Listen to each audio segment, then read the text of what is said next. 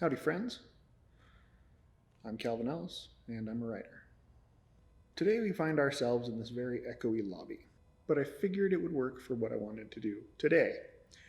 And that is, I'd like to read the first few chapters of my book, In the Hills Above the Gristmill. This is going to be a little awkward. I'm not used to reading out loud anymore. I used to, but it's been a while. Now, the first few chapters of this book are very short, and they go by pretty quick, so I think I'll do the first few. Now, I have to warn you, my main character, Paisley Mott, is a woman, and I'm not great with voices. So, funny voices maybe, but not serious voices. So, which is the reason I haven't done the audiobook. It is expensive to hire people to do this, and you got to find the right person, and there's a lot that goes into it. And I would have just read it myself, but again, it might be weird if I'm reading an entire story in Paisley's voice. But for the first few chapters, I think this is okay. So let's begin. In the Hills Above the Gristmill by Kalvin. It takes 8 pounds of pressure to rip off a human ear. Considerably more force is needed for an arm or a leg. Surprisingly little effort, however, is needed to pull the guts out of someone and hang them from a tree. The shadowy figure that lumbered after Peggy May through the trees in the Great Smoky Mountains just above the town of Graywater Ridge was a monster capable of all those atrocities and more. Peggy, or Peg, to the few friends she had back home, was an aspiring musician on her way to Nashville to become the next big thing. Her impressive vocal range could not save her from the fury of the figure behind her. Her screams, more primal than melodic, were dampened by the dense wilderness surrounding her. When she could run no more, she fell to her knees on the soggy mess of dead pine needles and moss and began to beg. Only the thing which pursued her had no empathy. It had no morals, no mercy to give. It was a fiend who preyed on the weak and killed for pleasure. The figure towered over her, and she looked up at the silhouette framed by the light of the setting sun. A large hand reached out, wrapping long fingers around her neck and shoving her to the ground. She clawed at the thing's hand and wrist, but it was too strong. A spark of pain burned as her fingernail caught something hard, buried beneath the tangles of fur, and tore free. It was the pain in her finger that she focused on as the world began to fade to black around her. Chapter 2. Driftwood battered the shore deep below where Paisley Mott stood on the cliff overlooking the ocean. She couldn't remember going up to the bluffs, but she found herself standing there looking down on a particular spot. A spot she had seen many times in the past few years. The revulsion hit her in the gut like a hook shot from a boxer, and she stumbled backwards. She had promised herself and her father that she would not go up there again. It was too painful, and there were no answers to be gained there. Her mother had been there in her final minutes. Before she went over the edge, she was hurt and afraid. Paisley often wondered if she knew that she was going to die. The coroner said that she had been stabbed before going over the cliff, but that the cause of death had been impact on the sharp rocks below. Her body had crashed repeatedly into the rocky shoreline at the base of the cliff before getting hung up on the rocks. That was the only thing stopping her from being dragged out to sea and disappearing, like so many other bodies. Paisley dropped to her knees at the edge of the cliff and screamed into the abyss. Why? Why did you take her? She wasn't like the others, she yelled. Her mother had been a good woman, a kind woman. The other people that disappeared that year and were thought to be victims of the same killer were less savory individuals. She wouldn't want you up here. A voice somehow broke the wind that whipped around Paisley. She turned to see her father standing there. She looked around. His car wasn't sitting in the pull-off a few 100 feet away. She noticed her car wasn't there either. Her hyper-focus was kicking in. Her father was wearing a shirt that she hadn't seen in years, but that he had worn a photo of the two of them he had taken when they had gone camping at Crater Lake. He had thrown the shirt away a few months ago when he had got motor oil on it while working on her car. "What am I supposed to do?" she asked. "I wouldn't say no to a hand job," a distant voice replied. Chapter 3. "I wouldn't say no to a hand job," the man seated next to Paisley said to the flight attendant standing in the aisle. The attendant chuckled uncomfortably. She looked at Paisley, who was struggling to remember where she was as she woke from yet another dream about her mother. Paisley had been a lifelong sufferer of anxiety attacks, and though she had found her way to stave them off, when she was caught off guard, it was much more difficult. "Miss, can I get you anything else before we prepare for descent?" Paisley was frozen. Her thoughts caught between her brain and her mouth, as if they had to trudge through mud to get there. The anxiety crept from deep in the pit of her stomach, where it lived, and began to fill the corners of her mind with darkness. Paisley looked around. The airplane was nearly full. The fellow next to her was a lump of a man. To her, he looked like a potato that had been soaked in water, dropped in a bag of hair, and shaken vigorously. He smelled of alcohol and hot dogs. She looked around the plane. She could see a man a few rows up on the aisle who wore an Elvis Presley t-shirt and was turned around glaring at a child, presumably his own, who had his feet up on the seat. A woman across the aisle had a tablet computer, and she appeared to be watching one of Paisley's favorite movies, 10 Things I Hate About You. Other than the tuber next to her, everything seemed normal. Paisley looked up at the flight attendant. She was a pretty woman with a practiced smile she wore on an empathetic face. "I'm sorry, what?" Paisley managed. She hoped this would buy her enough time to figure out what to say. "Would you like anything else from the beverage cart? Another gin, perhaps?" the flight attendant asked, ignoring the fact that the scumbag who had made the inappropriate comment was currently staring at her chest. "Oh no, thank you. One is my limit," she said, though she had considered another just to take the edge off her nerves about the days to come. But after passing out after just one, she thought it best to abstain.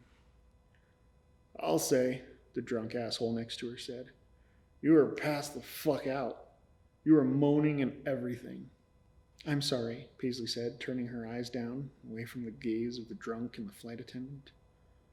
"Don't be," he continued. "It was fucking hot. I thought about slipping my hand over there and seeing if it was having the same effect on you as it was on me," the man had said, and adjusted his crotch. "But you know, 9/11 and all." "Are you two traveling together?" the flight attendant interrupted. "No, we are not," Paisley said. She had pushed herself against the window side of the seat to get as far away from the creep as possible without being obvious. The flight attendant looked down at the man. The friendly smile that had been on her face had been replaced with the look of a stern teacher about to pass out discipline. "Sir," she said sharply, "I must ask you to refrain from speaking like that to this young lady, or you will be detained upon landing for creating a disturbance while in flight. Do you understand?" The drunk looked at the flight attendant, then back at Paisley. He made the face of an infant who just got caught jamming a cookie into the Blu-ray player. "What did I say?" he asked. "I won't say it again." "How about we just agree that you won't say anything for the rest of the flight, okay?" the flight attendant said, placing a hand on his slumped shoulder. "Okay," the man said quietly, defeated. "Fantastic," the flight attendant said. Then, with ease, the smile slipped back onto her face. "So, miss, is there anything I can get you from the beverage cart before we begin our descent?" "No, but thank you," Paisley said. She mouthed another very obvious thank you. The flight attendant nodded and threw in a quick wink before moving up the aisle to finish her round. Paisley sat undisturbed, looking out the window as the endless sea of green unrolled below them. Her nerves were starting to get to her. This was her first real story since deciding to quit her job at the bookstore after her mom died, to vlog full-time. Her YouTube channel, Paranormal or Not with Paisley Mott, had a fair number of subscribers thanks to the number of unexplainable things that happen in her hometown of Jigsaw Bay, Oregon. It was, after all, the home of the most haunted lighthouse in the world, at least according to her vlog it was. Her subscriber base jumped when she hopped the fence outside the old lighthouse and crawled through a broken window to get inside. Someone online had stumbled onto her live stream and tweeted out the link with the caption, "Hot chick breaking and entering to hunt ghosts, live." By the time she got in and managed to check the stream, she had more than 5,000 active viewers. Since then, the video had scored more than 1 million hits. Paisley was shocked that so many people had watched it. She was 22 and had been posting new daily videos for 2 years. And the highest number of views was just over 1,000. That was on a video in which she went exploring in a cave off the South Jetty just down the shore from her house. She liked to think that the video did so well because she was searching for evidence in a string of murders. But, if the comments section was to be believed, it found an audience because she looked good in her bikini. Paisley didn't want to think that was the only reason, but she also wasn't willing to discount that it helped. This was the first story for her channel that required her to get on an airplane. A backwoods preacher named Hollis Grimm had emailed her about coming out to the Great Smoky Mountains to investigate a series of strange and brutal deaths. He claimed to be an expert in the case, and said he would be happy to share everything he knew about it as long as she was willing to post it to call attention to what he said was a crisis of biblical proportions. At first, she didn't understand why he would be contacting her. She hosted a paranormal vlog, not a crime vlog. She searched the internet after receiving his first email and found a news article that explained why he would have chosen her. The headline of the story read, "Local Preacher Links Sasquatch to Multiple Bodies Found in the Hills Above the Gristmill." The story was in the Pitt County Observer and was written by a man named Boyd Gunnerson. It intrigued her. She was either dealing with a bona fide serial-killing Bigfoot or a batshit crazy redneck preacher. Either way, it would make for some good content. After opening the link, she had been taken aback by the photo attached to the story. It wasn't a Sasquatch or a mangled body, but instead, it was a picture of Hollis Grimm, the preacher himself. He was a tall, thin man with wavy black hair down to his shoulders. He wore a plain black suit and an even plainer white button-up shirt underneath. He wasn't rugged in the traditional ways, but there was a sharpness to him. He had a little facial scruff, but not yet a 5 o'clock shadow, that she found handsome. There was a strength in his posture. He stood bolt upright, with a confidence that came through even in the photograph. He stood with his arms folded in front of him, his head cocked slightly back, and his piercing blue eyes looking down over his high cheekbones. She knew this man was a preacher, and now she understood why. She had only seen a picture of him, and she was ready to be baptized in his holy water. But it wasn't Hollis's looks that brought Paisley all the way from Oregon to investigate the death of 7 women. It was what the article claimed he had seen before one of the bodies was found. His statement to police claimed that he had seen a figure nearly 9 feet tall, muscular, and covered head to toe in fur of brown and dark red, moving through the trees. Hollis believed that the murders were not murders at all, but sacrifices made to God by a creature he determined was a Sasquatch. How could Paisley not go and do the story? The remainder of the flight went smoothly, and the creep next to her didn't say anything more. She managed to get off the plane, get her bags, and make it to the train station in time to catch the only train that went out to the tiny town of Graywater Ridge for another week. Hollis had said that if she missed it, he would just drive the 4 hours out to get her, but she really didn't want to put him through that much trouble. Plus, she wasn't sure if she was ready to spend 4 hours alone with him. She had determined that he was intelligent by their email correspondence. She had seen how attractive he was in the photo.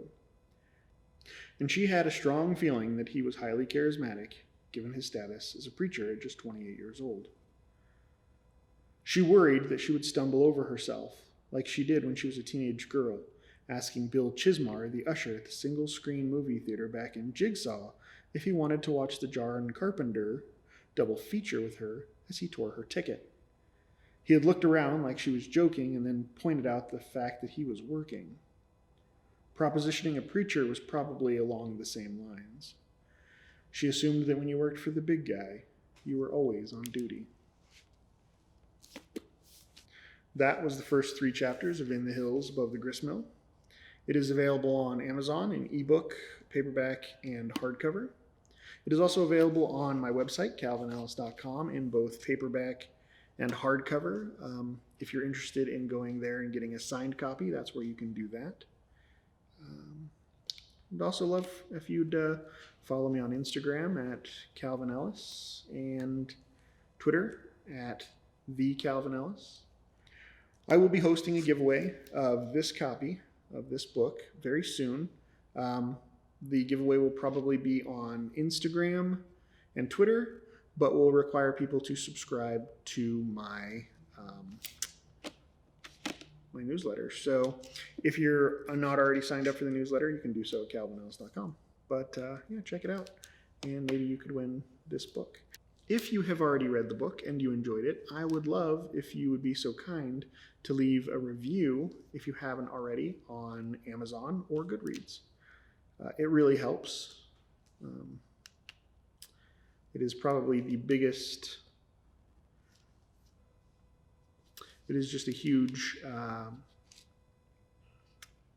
huge part of the marketing of the book is getting the reviews, and I'm just really bad at asking for them. So if you wouldn't mind, I would greatly appreciate your help in that.